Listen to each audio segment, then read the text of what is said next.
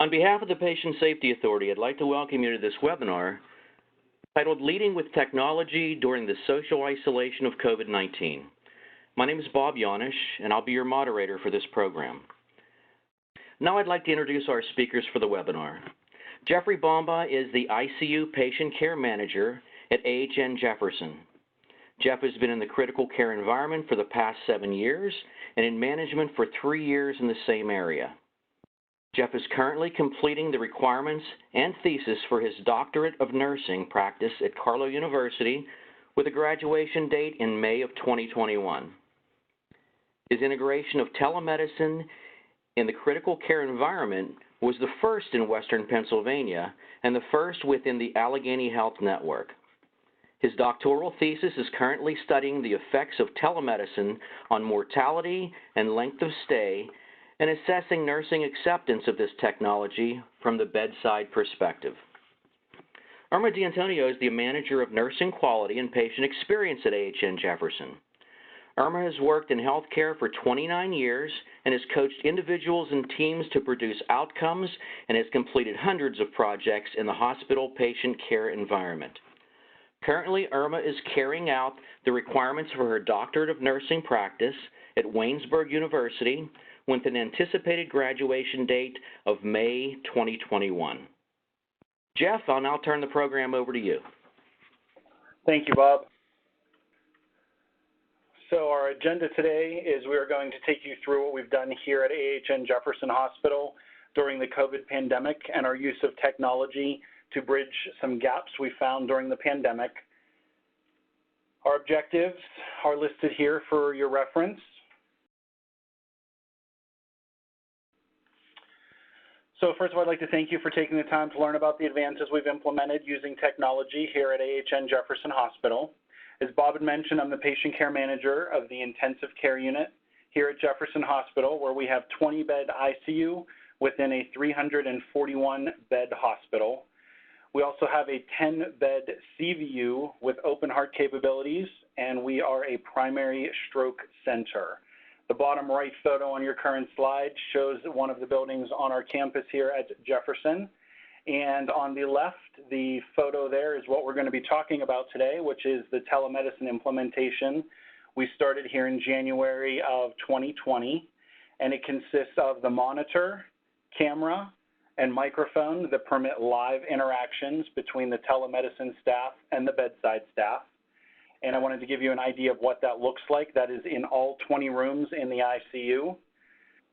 So now that you have a little bit of an understanding of what our facility is like, let's talk about why telemedicine is important. So telemedicine has been a hot topic in healthcare since its inception in the late 90s. Throughout the last 3 decades, however, telemedicine has adapted to the current healthcare trends and models more appropriately. So prior to this growth, telemedicine was mainly only thought of in healthcare for house calls or visits from home from some sort of technology and was viewed more as telehealth than telemedicine.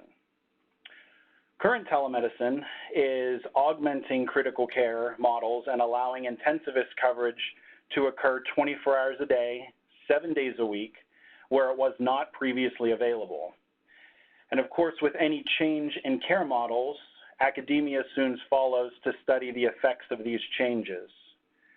Current evidence supports the use of a 24/7 intensivist model within the critical care environment when examining quality indicators such as mortality and length of stay. Despite this evidence, only about 10 to 20% of the ICUs across the nation utilize a 24/7 intensivist model. Why? Intensivists are costly.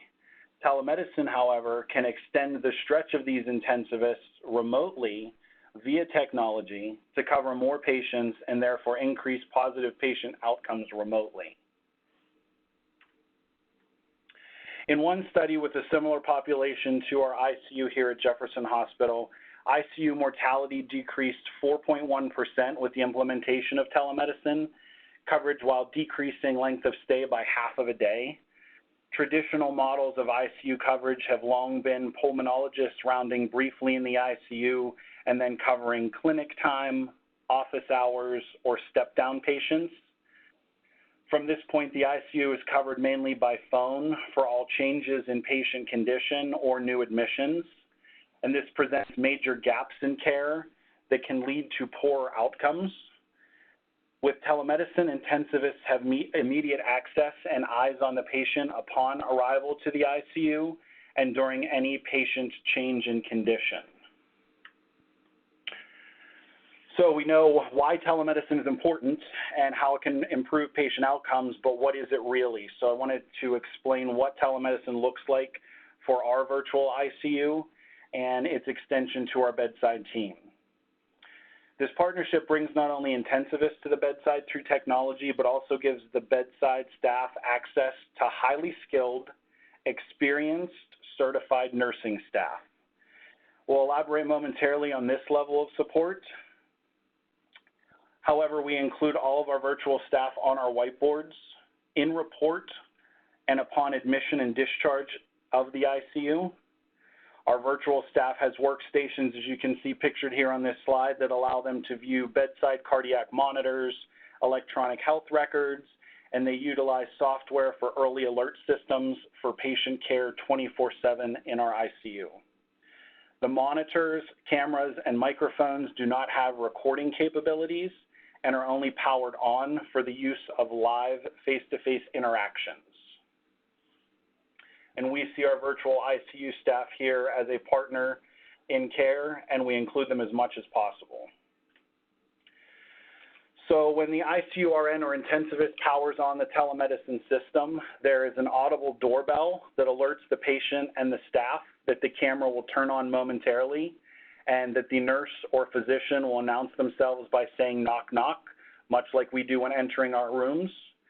The nurse or the physician is then visible to the bedside staff, as you can see in this photo, and the patient and communication occurs between the bedside staff, the patient, and the virtual ICU as if they were in the room with us. The camera has amazing detail that can assist with things such as neuro assessments with documenting pupil size and staging and grading wounds. The name and credentials of every virtual staff you're speaking with appear on the bottom of the screen, along with their title. So the next slide and photo demonstrate what the virtual staff see from their end with the ability to zoom, pan, and tilt for optimal assessments. Like I previously stated, the cameras are amazing on these systems, and they can look at IV bags, concentrations, they can look at the IV pumps themselves to see what they're set at, and also look at many details of patient assessments to assist new nurses or to complete full assessments. So who are we talking to on the other end? All of the intensivists that we utilize with our partnership here are credentialed in our facility as providers and are licensed in our state. The nursing staff that we are working with are also licensed in our state and have their critical care certification with a minimum of 10 years of critical care experience. Each level of the virtual staff has full access to the electronic health record in real time with the ability to chart, complete assessments, order medications, or view patient notes. Navigators have similar roles to unit clerks or medical secretaries that can take messages for non-urgent situations, which we'll talk about how we connect with virtual ICU here in just a moment. So these are some of our physicians and intensivists that are working via telemedicine. The care model that I described before, when a new admission is coming to the ICU on an off shift, the ED calls and speaks with the intensivist to provide a physician-to-physician report and acceptance of the patient into the ICU care. When the patient arrives to the unit, the intensivist cameras into the room and can begin an assessment in conjunction with the bedside staff, which includes nurses, PCTs, and advanced practice personnel. They can then plan with the multidisciplinary team on how to best care for this patient. The virtual physician enters orders directly into the medical record and no verbal orders pass through telemedicine. The APP acts as the hands of the physician at the bedside and can perform duties such as line insertions or bedside tasks within their scope and at the direction of the physician via telemedicine. The virtual nurses are a key component to our team as well. When we solicit a response for telemedicine, a critical care nurse answers within 1 minute and can assist the bedside staff in many aspects of patient care that allow the nursing staff to focus on the patient versus charting or documenting. They can assist with visual staging of wounds for newer nurses or nurses that may be debating on stage 1 versus stage 2. They can check for drug compatibility when we hang new drugs for patients in emergent situations. They have the ability to chart vital signs from the bedside monitor for us into our EHR and chart any aspects of care for the bedside nurse to keep the bedside nurse focused on the patient care. We've actually worked with our virtual nurses to chart bedside vitals during procedures that are done at the bedside that allow the nurse to focus all of their time on the patient and assisting the physician versus turning around and doing most of the charting during the procedure. They are available for newer nurses as mentors to discuss cardiac rhythm changes, patient condition changes, and field any questions from newer critical care staff. As many of us are experiencing the nursing shortage with a projection of it staying the same and potentially getting worse, well, knowing it's getting worse, it is vital that as we hire new nursing staff into critical care environments that we provide them with the support to develop that critical thinking over the next year of their career. And that first year is so important.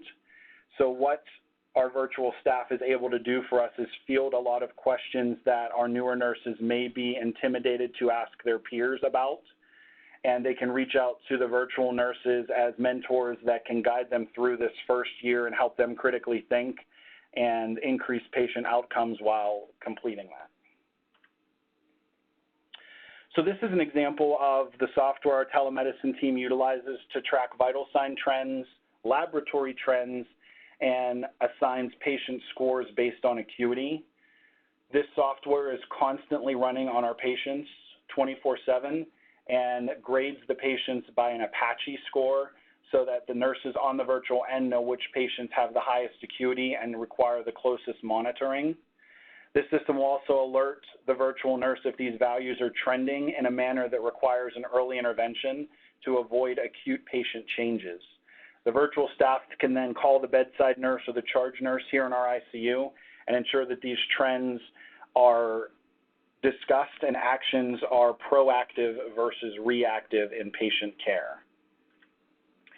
Obviously, the benefits of the real-time dashboards organizing information on large amounts of critical patients. My favorite aspect of their software is the notification of slight trends. So if there is a ever so slight change in lab values or vital signs and it's over a longer period of time than maybe a bedside nurse would notice, this software will actually pick it up and the virtual nurse can let the bedside nurse know that there is a very slight downward trend that may avoid an acute change in the patient. So the next photo shows how we connect with our virtual staff from the ICU rooms. This eLert button for the eICU is in all 20 rooms in the ICU here. When we press this button, the monitor will power on and say a call has been placed.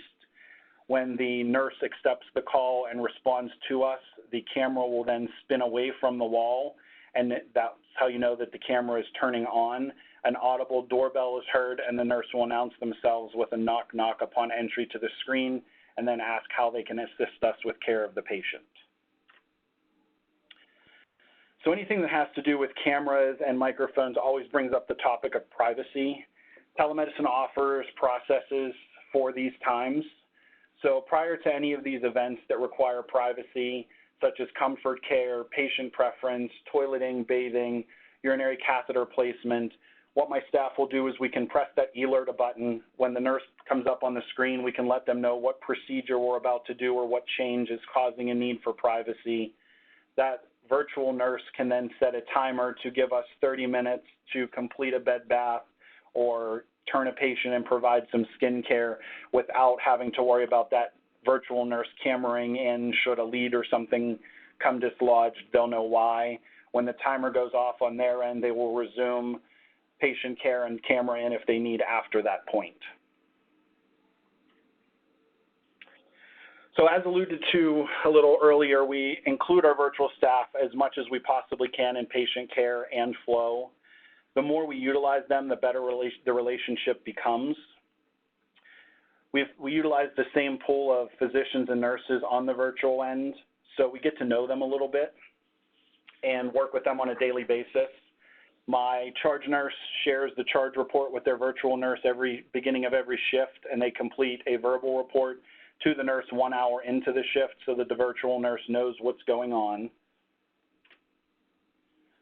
So when we look at how this affected our care during the COVID pandemic, our collaboration with our virtual team assisted us in ensuring positive patient outcomes through high-level, constant monitoring of our COVID patients. Assessments and questionings to patients could be completed virtually, which significantly reduced the amount of PPE we utilized and decreased the risk of exposure to our bedside staff. Best practices were shared in both directions between us and our virtual team when developing plans of care for these patients. As we learned more about COVID and how to treat these patients, it was an excellent means of collaboration with a large group of multidisciplinary folks that helped us determine, is this the best course of care? What is the best course of care? And as we all know, this changed so quickly and so frequently, the ability to collaborate was key to our success. The amazing aspect of this technology and care led to outstanding innovations from my bedside staff. The ability to provide this decreased room entry led to our ability to move more equipment outside of the rooms. So we were able to move the IV pumps outside of the room. This was huge for us. This permitted titrations, bag exchanges, and alarms to be performed from outside the patient room, which takes us back to decreasing that risk of exposure and decreasing our utilization of PPE. This innovation of the IV pumps spurred more in my staff that led to hemodialysis and CRRT machines moving out into the hallway through incredible innovation with my nursing staff and the warehouse staff to figure out how to get these tubes safely to the patient on the other side of the door in a negative air pressure environment. And again, the alarm rates, the changing of settings could all occur outside the room versus inside the room. This innovation with the hemodialysis inspired our respiratory department to move our ventilator control panels to the outside of the room. And again, all of the changes that we made to the ventilators, we could do without having to enter the room, expose the staff, and utilize that PPE. So by doing this, we were able to keep our staff 100% healthy and reduce the amount of PPE we were utilizing by approximately 50% based on our usage. Our virtual team really helped bridge the communication gap to the patient, and we significantly decreased room entry rates on our COVID patients. So this technology really sparked something in the staff to have them think way outside the box in how we care for COVID patients. What can we do? What can we change? There wasn't anything that was left to, well, that's the way we do it. We rethought every process and how we can decrease room entry, save the PPE, keep the patient safe, and how to utilize our virtual technology to the fullest extent. So as the success of our telemedicine program grew, we utilized similar processes in connecting with our patients and their families during a period of no visitation, which at this point I would like to turn it over to Irma. Thank you, Jeff. Thank you for highlighting the amazing work that you and your staff did, because no one, when you implemented the telemedicine, no one could have predicted what 2020 was going to bring us. And you and your staff innovated and were resilient in figuring out the right way to treat patients as effectively as possible. So now we're going to transition from using technology to help treat COVID patients, the sickest of the sick, to using technology to help patients connect.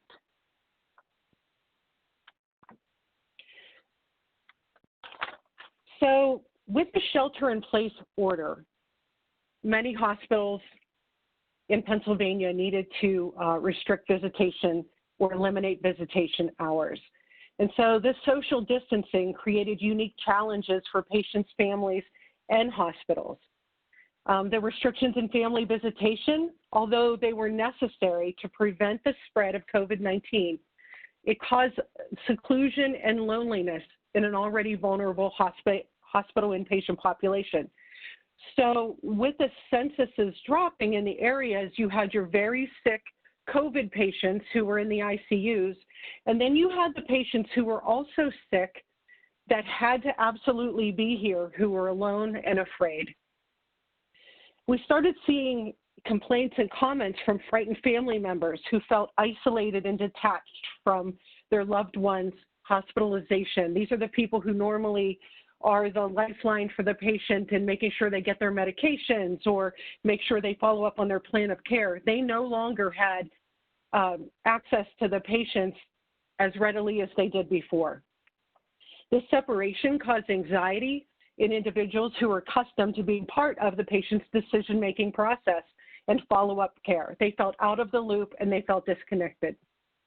To address this need, we started what we called connection rounding.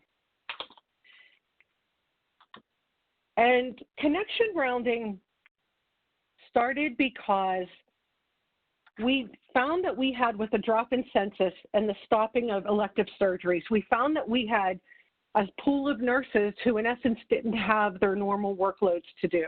We had the ICUs busy and working very fast. They were in a sprint trying to get things done. And yet we also had this little pool of people who in essence didn't have work. So what we decided to do to meet the needs of our patients was to pilot a team of registered nurses, and we picked a team of the right personality to support emotional healing and try and connect patients with their families. And at the beginning of this, we didn't necessarily know or understand where this was going to go. So in classic PDSA style, we on a Friday decided we need to do this and started on Monday. So connection rounding was a process where we had this team of nurses go visit every patient who was not a COVID patient every day. And they would receive a visit from a registered nurse, and the nurses were given the latitude to assess the patient and address any patient and family needs that they had, especially related to communication, because we knew many of our patients did not have the ability to contact their family members. And so they would start by just setting up communication apps on phones or FaceTime, Zoom, any kind of way that that patient could connect with their loved ones. We also found that the families needed updated more, because normally when they were sitting in the rooms with the patient, they would be just a passive part of the communication that happens in a hospital. And what was happening is they were not part of any communication, and they were thinking the worst because they weren't there, and all they were hearing is a little bit that they received from their family member or the physician. Other items that they addressed were the follow-up care visits. So it was a recommendation for all patients to have video visits following their discharge from the hospital. And we know that the evidence tells us that when patients don't receive follow-up visit care with their physician following a hospitalization, that they're more likely to be readmitted. And in this environment, that is the last thing we wanted to happen, because these patients were going to then be vulnerable again and re-exposed if they came back through the emergency department. So we wanted them to receive their follow-up care and have the care at home where they were most safe. So we also worked with the families to register them in our chart for patients, which is called My Chart. The nurses gave the patient a short tutorial and emphasized the use of video visits for their post-discharge physician follow-up appointments. So connection is healing. We learned so much during COVID-19. And I think we, as caregivers, I've never been more proud to be a caregiver than during this time. It really highlighted the strength of nurses, how resilient how innovative. And a lot of us were able to do things that sometimes takes a second back seat to other things like innovation and science and technology, where we were able to actually connect with patients using technology in a more efficient way, where we could make connections on an emotional level. And so that connection is healing. We were able to establish connections with each other. The isolation, loneliness, separation, and social distancing were all side effects of the quarantining, but we needed to do this to prevent the spread. The connection rounders, we had them addressing the patient's emotional needs. And then we also implemented something called a comfort cart in the evenings. And the comfort cart was when the morning rounders would go through and see patients and do whatever it was that that patient needed to feel comfortable or connect with their family. If they found a patient who needed a little extra just because the patient seemed sad or they didn't have family members, we would put that patient on a list and we would then send them to an evening rounder.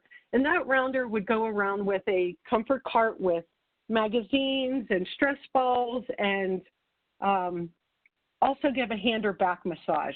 And for all of you nurses out there who were nurses back in the 80s and 90s, we did basically PM care. So we sat with the patient, we looked at their skin, we talked to them about lots of other things, because as humans, we are a whole person, not just our illness. And what we learned from all of this is that patients have a lot of needs that aren't necessarily related to their illness, and that the different rounders, as we would debrief each day, we realized that our impact was much more far-reaching than what we could have imagined. So, for example, an oncology patient who was rapidly declining had just been assigned palliative care.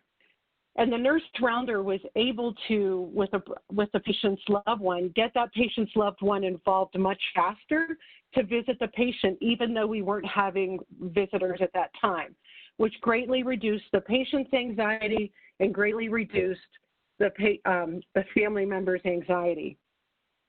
COVID, what we learned here is that COVID added a layer of complexity to our existing processes that we didn't realize that it would add. And so that nurse rounding on the patient, addressing the emotional needs, really helped connect the dots so that a timely visit from the family could happen. There was a patient who was younger, and he had had a new iPhone that he could not get working. So the nurse rounder advocated for him and took time to troubleshoot the phone with him. She ended up calling the patient's mother at home to have her look for information that he didn't have with him. To make a long story short, she was able to reset his Apple ID, get his password working, and then he was able to continue to stay connected to his mom and dad. And they all appreciated that very much. From a patient safety perspective, with the nurse rounding, she noticed that a patient had inadvertently omitted some home medications in their admission assessment. And she realized that because she was taking time to talk with the patient, and they had mentioned some medications that she knew that they did not have assigned to them. So she was able to intervene and reconcile with the patient's pharmacy and the pharmacy in the hospital the medication list before any harm was done. So we were able to prevent some patient harm in that case. And emotional healing. While rounding on patients, the nurse rounder who was assigned to a particular unit each day noticed that a patient seemed very quiet and sad, which was different from the day before. She sat down in a chair next to the patient's bedside because we were giving them the latitude to spend as much time as they could with the patients, because they were the only person they were going to see during their visit that wasn't their direct care nurses. And so she sat down in the chair next to the patient and listened as the patient expressed his fears and anxiety over a new diagnosis. And she was able to use that time as some teaching opportunities and kind of coach him to the other side of the diagnosis. She ended up spending over 20 minutes with him, and she followed up then seeing him day after day, and he was very grateful she was there. And he said that she made all the difference in his time of need. So one of the things that COVID taught us is that we need to always keep moving forward, and we always need to keep doing new things. So even when we have to pivot and we're afraid and we don't necessarily know what the future is going to bring, that some good things can come out of events like this. And the nurse rounders, we debrief daily, and they really enjoyed their evolving roles. And they embrace the art of unrushed healing presence and empathetic listening. And one nurse rounder was telling me after one of the debriefings, she'd only been a nurse for about 3 years. She said she has forever changed her practice and is going to incorporate family member and calling patients and families to make sure they feel connected with the things that she's doing. So it made a profound impact. So as we emerge with this new normal, we learned we are much stronger than we ever thought we were. I think that COVID has highlighted the professionalism of nursing and how resilient we all are and how innovative. And I have never been more proud to be a nurse than I am today. Bob, I will now turn the program over to you. Irma, I really want to thank you and Jeff. That was really an informative presentation. Now we'd like to begin our question and answer period. A couple questions have come in. First one looks like it's directed to you, Irma. How do you plan on keeping comfort rounding as part of everyday nurses' work in the future? That's a very good question. And so just like I said, we are using PDSA style to work through all of this. As part of our debriefing, and with the nurses loving to do this so much, as well as seeing so many benefits for the patients, both on a safety aspect as well as a satisfaction aspect, we have integrated connection rounding concepts into our everyday workload. And so our assistant nurse managers now round on patients daily on the units, and they have taken this on and owned it. So they, when they're rounding on patients, talk about, do you have my chart access? Can I call a family member for you? Can I make sure that you feel comfortable with your new diagnosis? And then if the patients don't seem like they are, if they seem like they could use a little extra, we are on some of our units piloting, doing PM care, where the nursing assistants or the nurses will go and spend a little time with patients and either give them a snack or a back rub. And what we know from the evidence now is that 3 things to help patients sleep better are a warm beverage before they go to sleep, a back rub, and not interrupting them when they do go to sleep. So not only is there benefits from an emotional side, there is also benefits from a physical side. Great. Simple question. How do you become a virtual nurse? Excellent question. So I know that there are a lot of companies nationwide that provide this type of service. Each one of them have different requirements for the job posting, but in general, they're looking for at least 10 years of critical care experience, your critical care certification, to be able to be that resource for the bedside staff and the newer nurses. So I would venture to say that it depends kind of on which company you're looking at, but the opportunities are obviously there and the requirements have to be pretty similar. Okay, another question came in. With low hospital census, there is obvious financial concerns. How did you gain support from your executive team to keep these nurses working instead of downsizing them? So early on in the pandemic with a shelter-in-place order, AHN had decided that they, if anyone was downsized because of COVID-19, they would continue to be paid.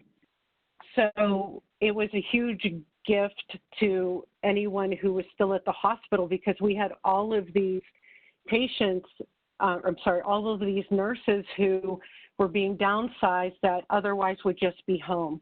And so we contacted them and they were excited to try and make a difference and come back into work and be part of the team that was working there. So because of their willingness and dedication, they chose to come in and work with the patients rather than just stay home. So we are very fortunate that our company decided to do that. And because they did, we were able to do this pilot. Now that our census is back to normal, we decided to implement the wins that we received from that, like I was saying, into the assistant nurse manager role. And they have taken that on. That's fantastic. Another question, Jeff, in terms of privacy and care, has any patients refused the telemedicine services? So far, we have not had any refusals. The company that we partner with actually told us they have not had any in their history either.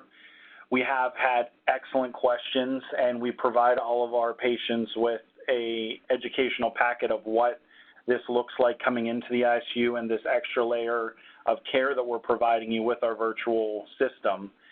But we haven't had anybody refuse. We've had excellent questions. We've had people give us some feedback that it was comforting knowing that someone else was there should they need something. They appreciated the fact that we included the virtual staff in reports, in the comings and goings of the patient, and several people have said it felt like they were here with us and not remotely. So our goal when implementing this program was to ensure that it did not come across as cold. So we want to include those virtual nurses as much as possible to integrate them into care, to show people that our patients that it's not just someone on a monitor. It's someone that's here to help you get home sooner, help you feel better sooner, and help the bedside staff ensure that you're receiving the best care possible. Okay, Irma, one that was pointed to you. What are you most proud of? I am most proud of nurses, not only here at AHN Jefferson and AHN in general, but I'm proud of being a nurse. I'm proud that I think it's sad that COVID-19 happened, but from a professional standpoint, I really think it highlighted all of the many skills that nurses have, what we truly contribute to the community. And our skill set is so valuable, and that we can innovate and do things different, and we're not tied to doing things the way they've always been done. So that's what I'm truly most proud of, and I'm proud that we made a difference in the lives of these patients who were scared and these families who really were afraid. And I think it really helped the nursing community shine. Another question's come in. If the patient was unresponsive, did you obtain family consent for the virtual monitoring?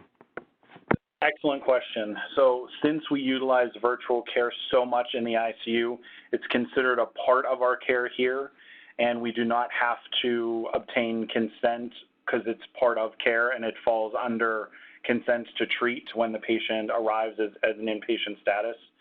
We have had people ask how that works, but because it falls under our care as a patient in the ICU, it does not require additional consent. Great question, though.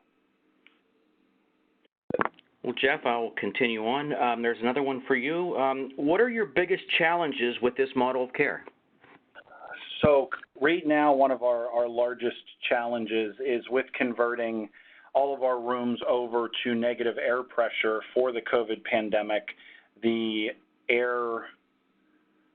negative air machinery in the room has created some audible challenges for us when communicating to our virtual staff. So we've definitely faced some challenges there, and the staff again has responded with, resounding innovation of how we can do this. And we've met with the virtual staff a few times to maximize the audio capabilities on their side and our side to ensure that communication is still as clear as possible. We've utilized some processes during bedside procedures and admissions where there's a lot of people in the room to limit the amount of communication across the bed and have one person speaking to the virtual staff just to eliminate background noises. And of course, initially, as anyone can possibly imagine with any change, getting buy-in for this was crucial from the bedside staff, which is why that's one of the aspects I want to study, is what the acceptance is of this care model to the bedside staff, or I should say from the bedside staff. So we did extensive amounts of networking with our virtual staff, training, education, frequently asked questions, trying to show what the bedside staff what the virtual staff can do. And I think that once we showed them that this is going to help us out here at the bedside, this is going to take some of those things off of your plate that is going to allow you to focus and spend more time with your patient. I think that was the real key in reeling in those stakeholders and saying that this is not something that's going to make your work more difficult. This is something that is going to alleviate some of the difficulty you're having now and allow us to focus more on the patient and add some value to the team that is going to help us with those patient outcomes. So we've definitely had challenges. You know, challenges aren't going to go away, but I think that the mindset now is that this is part of the team. This is helping us care for our patients was really the key to overcoming a lot of them. Okay, another question came in. Did you lose any staff when you converted to the telemedicine model? And were all staff members on board with this change? Excellent question. One of the key things in educating the staff about telemedicine was that we are not replacing one single bedside staff member. Obviously, telemedicine is great and it's increasing patient outcomes, but they cannot physically do what we are doing at the bedside and can only support and augment our care at the bedside. So we did not lose any staff that did not want to participate. Everybody saw this as a good change in addition to the bedside versus it making someone leave, and we did not lose any staff or purposely terminate staff when telemedicine came in. This again was meant to augment and support the bedside staff. By no means is it meant to replace them. And as far as accepting the change, it was a hurdle like I just spoke about, and the real key buy-in is, you know, our deadline obviously was only, you know, penciled in and was moved several times. So we were very fortunate to have a long time to talk about telemedicine and educate about telemedicine. And one of the things that we did was we put the virtual nurses on 4 or 5 screens in the break room with our ICU staff in the break room. We provided some snacks on the table, and everybody just talked and found out what these nurses did prior to their roles as a virtual nurse, how they can assist them at the bedside, hearing some stories about what they've done on the virtual side to assist the bedside staff. And I think that's when the excitement really started to roll and the staff saw that, wow, these are great, highly knowledgeable, experienced nurses that can really answer questions and make my job at the bedside not only a little less cumbersome, but really help me ensure that my patient receives the best care. Okay, another question. With the use of external controls, have you done any studies regarding less physical contact, and is that causing increased skin issues? We still have the same amount of physical contact with our patients. So our timeline that I'll walk you through when we get a new admission to the ICU, obviously the physicians speak. We still have an intensivist here 7 days a week during the daylight hours from about 7 to 5. Our telemedicine still does the background. They're still monitoring our patients. They're still there if we need them. We utilize the nurses throughout the day. When our physician leaves at 5 o'clock, then we transition to the intensivist via telemedicine. When a patient arrives to the unit, our intensivist in-house or our intensivist via telemedicine receives that physician-to-physician report. When the patient then is accepted and comes into the ICU, as that patient is rolling in, the first thing that the nurse caring for that patient will do is press that eLert button and get our virtual nurse up on the screen. And that nurse is kind of telling them the background story of this patient, what, you know, the SBAR as to why that patient is here in the ICU, as the rest of the staff is getting that patient settled in and hooked up to our monitors and orienting them to the unit if that's the case. That nurse is then collaborating with the virtual nurse and talking about, I understand this patient has some skin issues, so while the team is in there, the team is rolling the patient, they're looking at that skin assessment, and the nurse that's caring for the patient can speak right to the virtual nurse and say, yes, I'm confirming that this patient has, a 3x5 stage 1 on the left hip, and while we are audibly telling the nurse that, then that nurse on the virtual side is entering that information into the electronic health record for us so that that nurse isn't worrying about documenting and is focusing their time on their assessment and on the patient. Once that physical assessment is done at the bedside and the virtual nurse has assisted as much as she could in terms of documentation for the skin and wounds, then the patient is settled back in. The bedside nurse is left with the patient to finish the assessment, and the virtual nurse is always there as a resource. So the physical aspect of care is still there. We just have this extra layer of support that helps us with documentation, charting, and anything from that aspect that will allow the nurse to spend more time focusing on the patient and their assessment. Have you noticed any increase in anxiety or depression issues now rather than prior to telemedicine? I think that's a great question, and I think a lot of studies are going to come out about anxiety and depression as a whole during the COVID pandemic. Irma's team did an excellent job at making sure that the patients and the families are still connecting, which is a huge piece of care, no matter what the patient was on the inpatient side for. And I'm really curious to see how this study's come out. I'm sure that somebody is thinking about this. We haven't seen an increase in that here in the ICU because we still have interaction here. We also adopted Irma's concepts on the connection rounding here in the ICU for our COVID patients, and we utilized the same technology she used with our staff in the ICU for COVID patients to connect with their families at home during a period where we had no visitation. So it's been a great collaboration between the COVID and the non-COVID patients because everybody has the same needs. Everybody wants to talk to their family, and their family wants to know that their patients are okay, their family members are okay, and we tried to provide a platform where we were caring for the patient the absolute best that we possibly could, and that includes that emotional aspect, and letting them see their dog and letting them talk to their family as frequently as we can in the ICU for COVID patients. So we didn't see any direct increase in depression, but I'm curious to see what comes out in the research after it's studied. Joe, was there any of your staff members, or have you noticed any issues with alarm fatigue, with the equipment now being out in the hallway closer to the nursing station? Has there been any effects that you've noticed or that staff have talked about with, charting, doing the work that they do every day? Alarm fatigue is always a high priority in the ICU, and we adjust our cardiac alarms every shift based on the patient's baseline vital signs to plus or minus 20% of their baseline heart rate.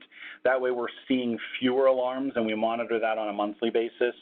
In terms of the equipment that's outside the room, I think every alarm that we did hear on the outside of that room was more of a comfort, knowing that we could go and remedy the situation without having to don PPE, enter the room. We were faster. We could get to the alarms faster. We could change bags faster. We could titrate faster. Respiratory could make ventilator changes faster. And all of that showed in our patient care where we had, less acute changes in patient condition. We were able to remedy situations far sooner than we were without the innovations in technology we were utilizing. I want to remind everybody that the webinar is going to be ending soon. We have time for more questions. If you have questions, again, use that Q&A box. Another question came in. Did your patient satisfaction scores change at all? I can answer that question. So if we look at the individual units and specific questions, we did see slight increases in some of the nursing questions. However, if you look at it from a hospital perspective, our numbers actually remained fairly flat from before COVID.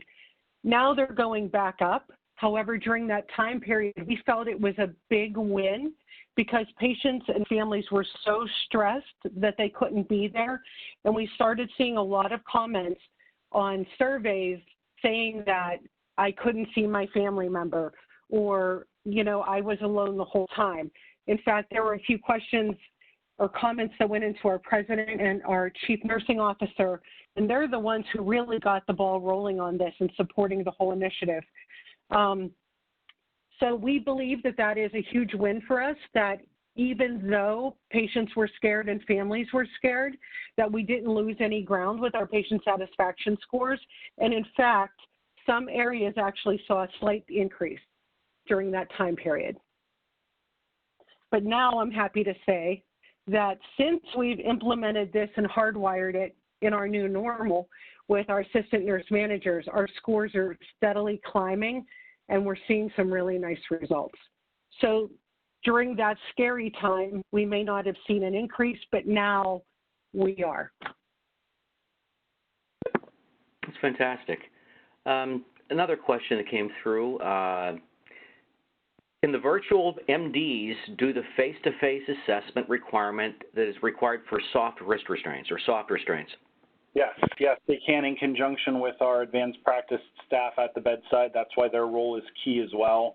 They are the hands, you know, on the ground for those physicians, and it's been very beneficial for us to have that physician and APP relationship 24/7, because it really allows us to do things at a much sooner time than other models allow. If you don't have an APP or a physician there could be something that should have occurred or could have occurred on an off shift that was always waiting until the physician came in the morning. Now we're actually having them happen now.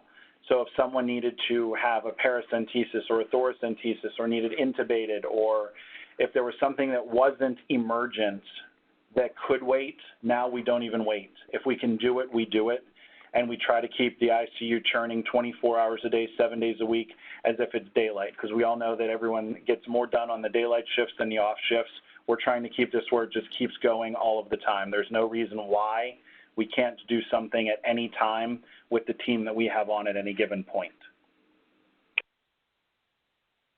Well, another question I have is, have you seen any technical issues at all? And did you have to come up with some type of a plan to address IT issues that may crop up from time to time?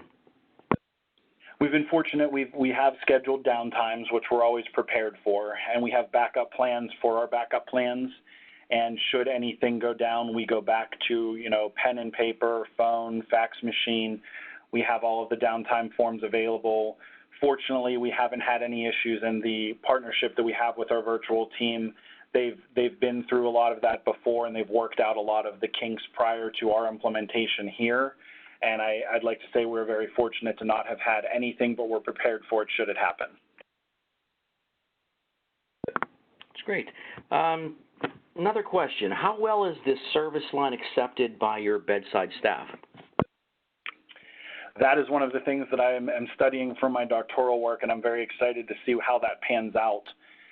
The staff really, really enjoy it. They see these nurses as someone that they work with on a daily basis. We have familiar faces. It's not seeing a different person every day.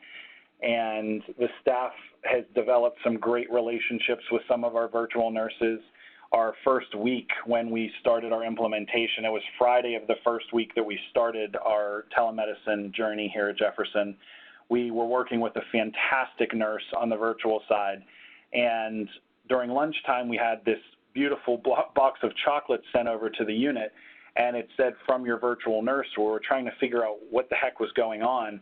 And we found out that the virtual nurse was so thrilled with the personalities and the engagement of the staff that she took it upon herself to call our cafeteria here and have something sent over for the staff, because she was just overwhelmed with the amount of engagement and friendliness she received.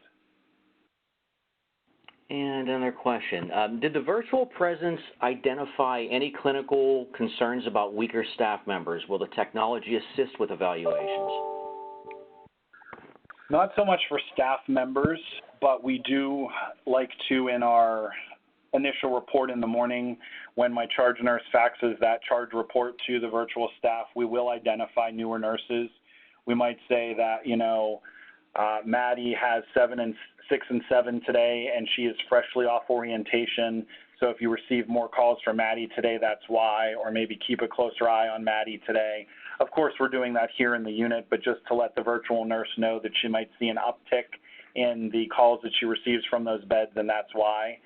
Every now and again, they'll also just call or check in with that nurse just to make sure that they're okay, and again, reach out that olive branch and say, I'm here if you need anything. Please don't hesitate to give me a call. We go through that list again. If you need help with drug compatibility or cardiac rhythm identification, please don't be afraid to reach out. We really want to make sure that nobody is afraid to press that button and utilize the resource.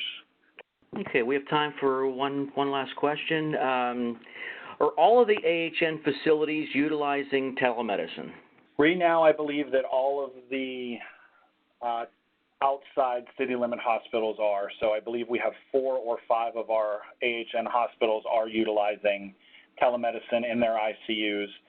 The downtown hospitals, I believe, still are running with in-house 24/7 intensivist coverage, so we're not utilizing it there. Not to say that that won't change in the future, but we are probably about 4 or 5 hospitals are currently using telemedicine here at AHN. Jeff and Irma, thank you so much. I do appreciate your time today, and I thank your expertise on this subject, and I thank everyone for attending. This concludes our webinar.